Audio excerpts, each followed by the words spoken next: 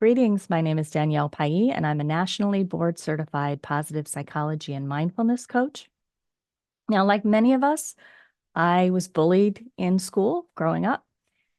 And like many of us, it takes a little bit to build self-esteem and self-worth when we go through that experience.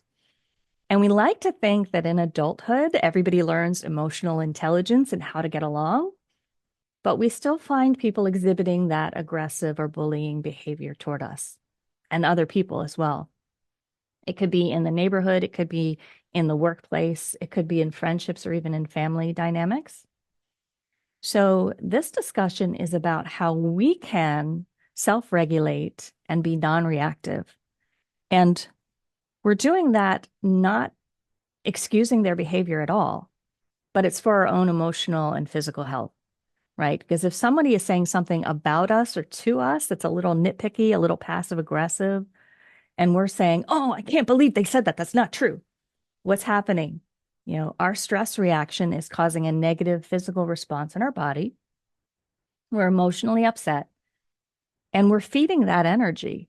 So we're feeding the flames of that fire and we're upsetting ourselves in the process and it's disrupting our peace and well-being.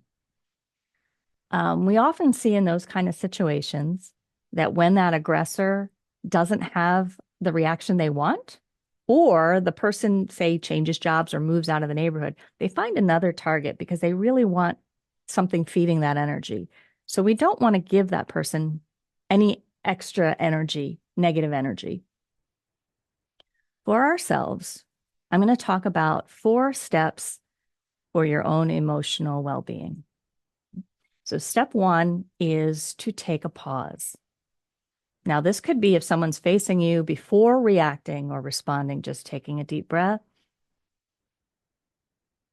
If it's something you hear about you or you can remove yourself from the situation, it might be going into the bathroom at work, splashing cold water on your face. It might be going outside for a walk.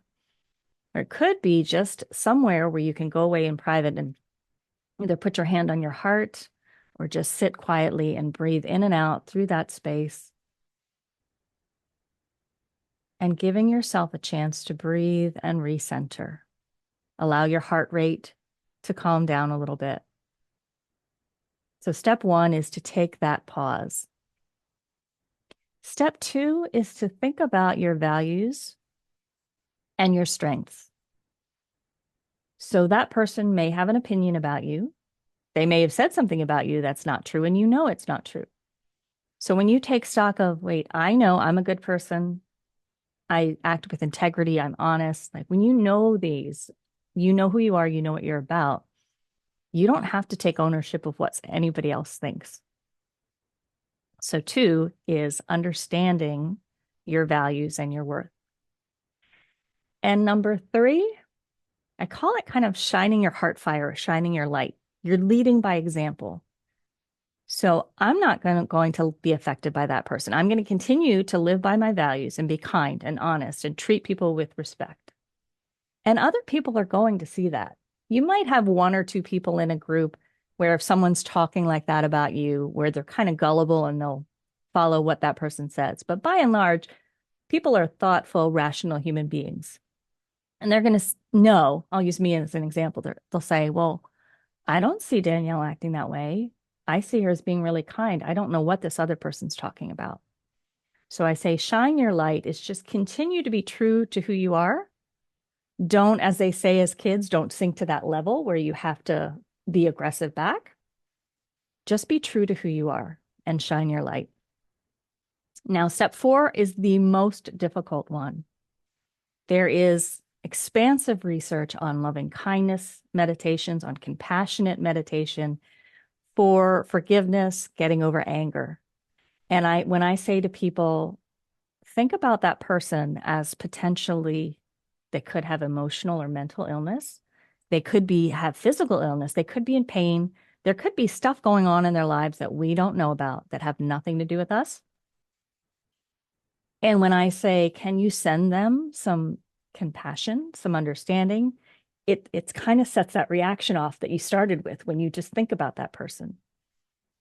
But if you can come from a place of your values, and it might get into your spiritual beliefs, you can think, okay, if this person were happy, healthy, safe, and whole, they would not be treating me this way. They would not be acting this way toward other people. So I might do an affirmation, or you might do a prayer or something that just reminds you they're in pain. So I'm just going to send a good intention or a prayer or some kind of positive thought that they get the support they need, preferably away from you, but just understanding that they have a perspective that's maybe different from yours and they don't know what they're doing. And all you can do is send them some love and understanding and hope they figure it out. But again, you don't need to own any of the stuff that's coming at you. So, 4 steps: take the pause, remember your worth and your values, shine your light, and if you can, send a little compassion to that person. Thank you for joining me.